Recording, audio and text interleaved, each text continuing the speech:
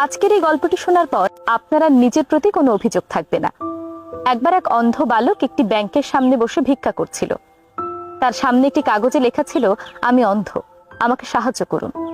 সকাল থেকে তার থালায় মাত্র অল্প কয়টি পয়সা জমেছিল।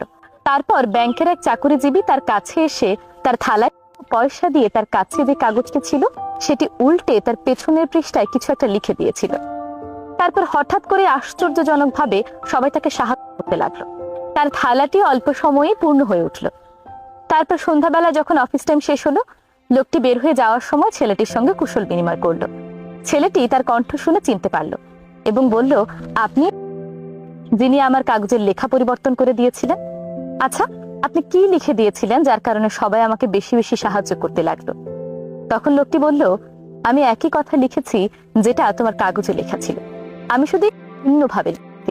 আমি সেখানে লিখেছি, আজকের দিনটি খুব সুন্দর, দুর্ভাগ্য দেখে আজকের এই সুন্দর দিনটি দেখতে পারছি না।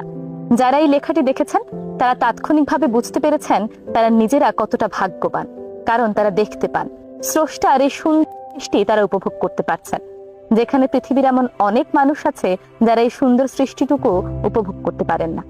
অথচ আমাদের জীবনে কত না পাওয়া নিয়ে অভিযোগ করি, কিন্তু আমরা যদি এই ছোট্ট ছোট্ট ঘটনাগুলোর দিকে লক্ষ্য করি তাহলে দেখতে পাবো সৃষ্টিকর্তা আমাদেরকে কত কিছু দিয়ে রেখেছেন। তাই অল্প সন্তুষ্ট হওয়া প্রয়োজন, সবসময় পজিটিভ থাকা প্রয়োজন, বলেই দেখবেন জীবনে দুঃখের পরিমাণ অনেক কমে গিয়েছে। ধন্যবাদ সবাইকে।